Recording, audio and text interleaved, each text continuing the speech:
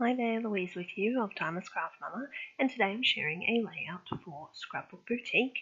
And this time I'm getting to play around with the wonderful collection from Photo Play called Cake Party Animal, and it's this really great bright collection, and I'm going to combine it with a couple of different elements available in the Scrapbook Boutique store and to give you a look at what actually comes in this 12 by 12 collection.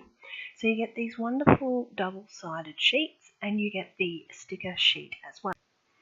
So to begin this page, I've chosen this sort of confetti background paper and a birthday photo.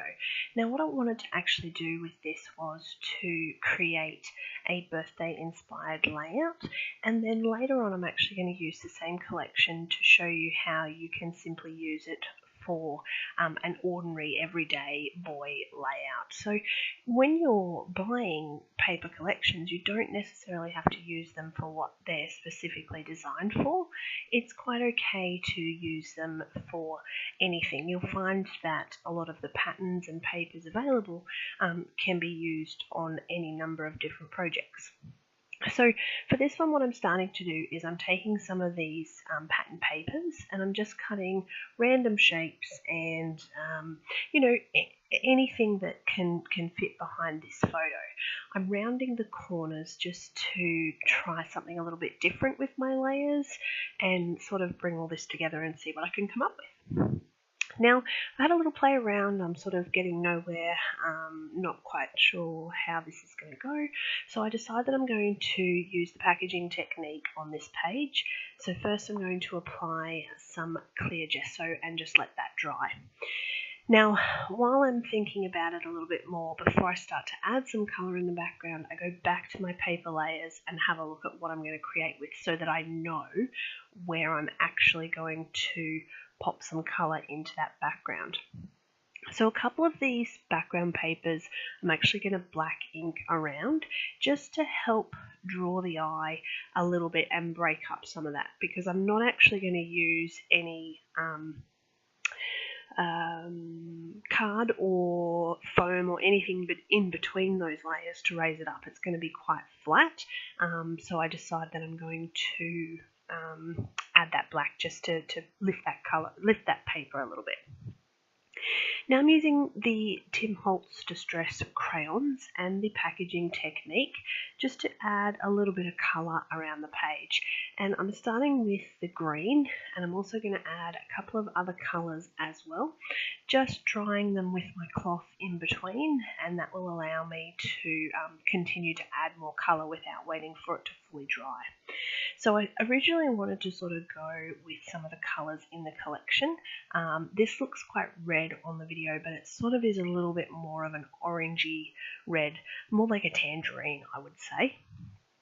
And I'm also going to add just a little bit of blue in there as well, just because I think the layers of colour that I've got there at the moment look good, but I wanted to break that up a little more.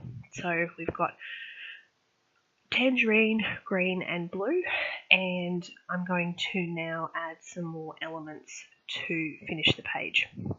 Now, I cut that sort of 4x6 Project Life Happy Birthday card from the paper collection earlier, but it really just was not working with the layers that I was creating, so I scrapped that, and I've gone to the sticker sheet with this fabulous big birthday, and I'm going to use some of the balloon stickers.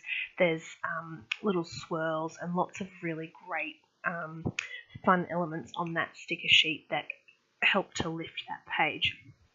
One of my favourite ways to add texture, and you can see just the difference that it makes, is with the rug mesh available, of course, in store.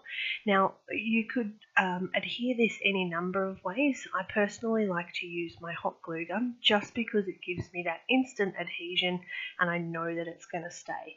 You could use tacky glue, but your tacky glue is going to take a little bit of time to set. Now, I'm looking at what I've done here, and I'm so close to being happy with this page, but I'm just not quite there yet. So I'm going to tear that strip down the side, and I apologise, my video did cut out a little bit, but I mounted that extra little bit down the side where I'm building some more cluster, and I think that really helps connect the background with the actual paper cluster that I've got going on. So final stages of this page, adding a couple of the stickers. The journaling is actually been done on the computer, and I'm also going to draw a little border around just to connect everything up again and bring it all together. So here is the final page. I hope you enjoyed watching that and you're excited to get your hands on this collection. Thanks so much for watching, and don't forget to subscribe.